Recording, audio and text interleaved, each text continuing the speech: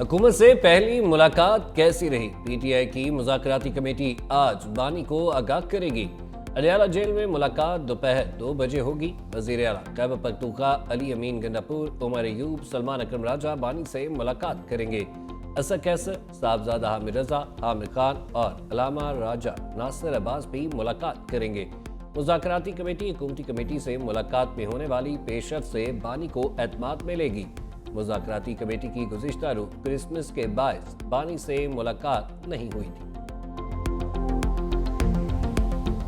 We had a much better relationship with Pakistan during the Trump administration when a guy named Imran Khan was the leader of Pakistan. And he spoke in very common sense language. So I'd like to see Imran Khan be released from jail. He's currently in prison. A lot of the same allegations, just like President Trump, where the ruling party put him in prison and created some sort of corruption allegations and false allegations. खुले लफ्जों में कह रहा हूं, बानी PTI को रिहा करें। नवमंतखब अमरीकी सदर डोनाल्ड ट्रंप के नाम से मशहूर रिचर्ड गर्नेल ने मुतालबा दोहरा दिया। कहा, साबिक वज़ीर आज़म पर ट्रंप की तरह झूठे इल्जामात हैं। अमरीका के पीटीआई हुकूमत से मिसाली ताल्लुकात थे। अक्ल फहम रखने वाले गैर रवायती सियासतदान, कारोबारी लोग मुल्क बेहतर चला सकते हैं। बानी अगर वज़ीर आज़म के लिए इंतखाब लड़ना चाहते हैं तो अवाम को फैसला करने देना चाहिए। पाकिस्तान में बहुत सारे मामलात को बाइडन इंतज़ामिया ने गुज़िश्ता 4 साल नज़रअंदाज किया और कोई पेशरफ ना हुई।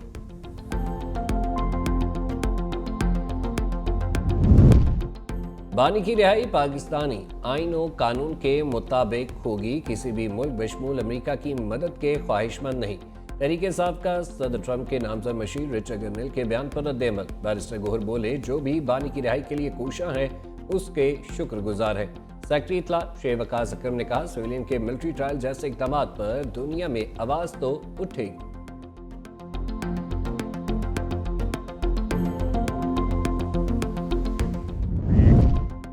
बानी पीटीआई और बुशरा बीबी के खिलाफ तोशाखाना 2 केस की समाअत। बुशरा बीबी अडयाला जेल पहुंच गई।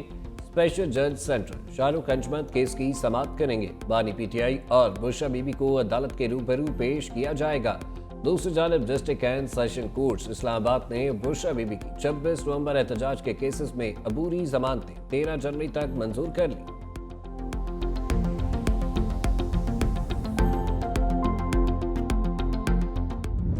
आलम इस्लाम की पहली वजीर आज़म बेनज़ीर भुट्टो शहीद की बरसी की भरपूर तैयारी। मुल्क भर से काफिलों ने गढ़ी खुदाबख्श का रुख कर लिया। गवर्नर पंजाब की क़यादत में काफिला ट्रेन से आज गढ़ी खुदाबख्श रवाना होगा। गुज़िश्ता रोज़ अजीज़ुर रहमान की ज़ेर क़यादत लाहौर से पहला काफिला सफ़र बेनज़ीर रवाना हुआ। राजा परवेज़ अशरफ और हसन मुर्तज़ा की क़यादत में भी काफिला रवाना होगा।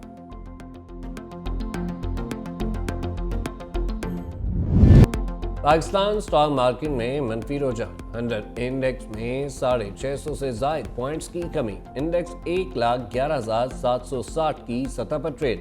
इंटरबैंक में डॉलर 70 पैसे सस्ता 278 रुपये 30 पैसे पर ट्रेड।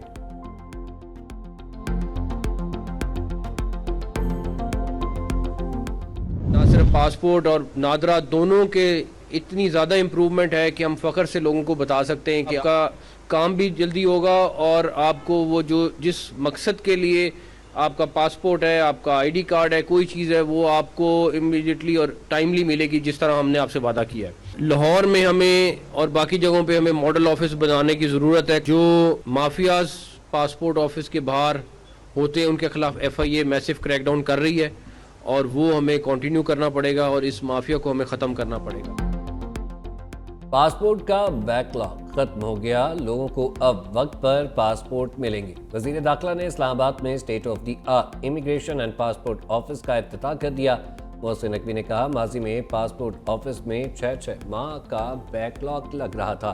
पासपोर्ट्स और नादरा के मसाइल को हल कर लिया गया। पासपोर्ट्स ऑफिस के माहिर माफिया के खिलाफ क्रैकडाउन जारी है। लाहौर, कराची समेत दीगर शहरों में भी मॉडल ऑफिस बनाने की जरूरत है। सिंध हुकूमत रेड लाइन मंसूबे की जल्द तकमील के लिए मुतहरिक। सीनियर वजीर सिंध शजी इनाम मेमन की ज़ेर सदारत इजलास। रेड लाइन मंसूबे की पेशरफ्त का जायजा। कहा, रेड लाइन BRT मंसूबा कराची के मुसाफिरों के लिए गेम चेंजर है। मजीद ताकीब के मुतहम्मिल नहीं हो सकते। रेड लाइन BRT मंसूबा 26 किलोमीटर पर मुहित और कराची के वसीत तर मास ट्रांजिट मंसूबे का संगे बुनियाद है। शजी इनाम मेमन की महकमा ट्रांसपोर्ट को यूटिलिटी सर्विस फराहम करने वालों के साथ करीबी राब्ता बरकरार रखने की हिदायत। मुल्क में सर्दी की शिद्दत बरकरार, पहाड़ों पर बर्फ की सफेद चादर बिछ गई। लेह में पारा -13 और स्कर्दू में -11 तक गिर गया। अस्तूर -8, गिरगिट -7 और कोयटा में -6 डिग्री रिकॉर्ड। उन्जा और दी में पारा -5 डिग्री सेंटीग्रेड रहा। मैदानी इलाकों में भी ठंड बढ़ गई।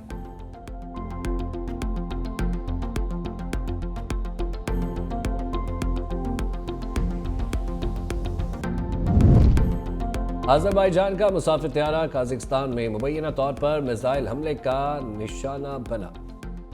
यूक्रेनी मीडिया का दावा, कहा रूसी या चेचन फोर्सेस ने मुबैना तौर पर अज़रबैजान के त्यारे को गलती से निशाना बनाया। त्यारा सतह से फिजा में मार करने वाले मिसाइल का निशाना बना। मिसाइल फिजा में फटने से टुकड़े मुसाफिर त्यारे के पिछले हिस्से पर लगे। पायलट ने त्यारे को उतारने की कोशिश की लेकिन वो क्रैश कर गया। त्यारा हादसे में हलाक अफराद की तादाद 38 हो गई, 29 तक। कुर्द जंगजुओं ने हथियार ना डाले तो उन्हें शामी सरजमीन में दफन कर दिया जाएगा। तुर्क सदर रजब तैयब एर्दोगान ने कहा, शामी हुकूमत कुर्द मज़ामतकारों को खत्म करे, उनकी शाम के मुस्तकबिल में कोई जगह नहीं। YPJ दहशतगर्द तंजीम हमारे और कुर्दों के दरमियान तकसीम चाहती है। दहशतगर्द ग्रुप शाम की बका के लिए खतरा। रूसी माल बरदार जहाज दहशतगर्द हमले से बहरे रूम में गर्क हुआ। रूस की सरकारी कंपनी ओबरोन लॉजिस्टिका का दावा, कहा जहाज पर 3 धमाके हुए जिसके बाद पानी भरना शुरू हुआ। कंपनी ने दहशतगर्द हमले के हवाले से कोई सबूत पेश न किए। जहाज पर सवार हमले के 16 में से 14 अफराद को बचा लिया गया था।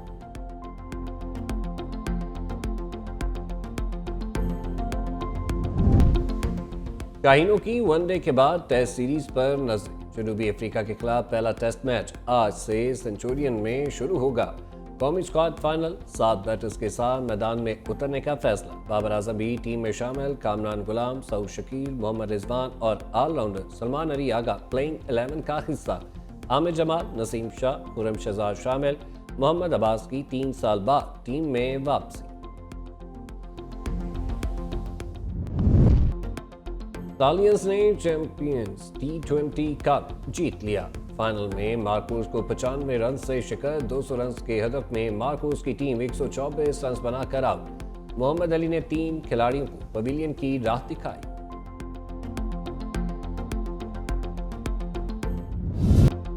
दुनिया के बुलंद तरीन ग्राउंड सिंदूर पर आइस हॉकी के जबरदस्त मुकाबले। लोअर और अपर चतराल से 40 से ज्यादा खवातीन खिलाड़ी भी आइस हॉकी, कर्लिंग और स्पीड स्केटिंग के मैचेस में हिस्सा ले रही हैं। आई स्पोर्ट्स चैनल मुकाबलों के फाइनल मैचेस 28 दिसंबर को खेले जाएंगे।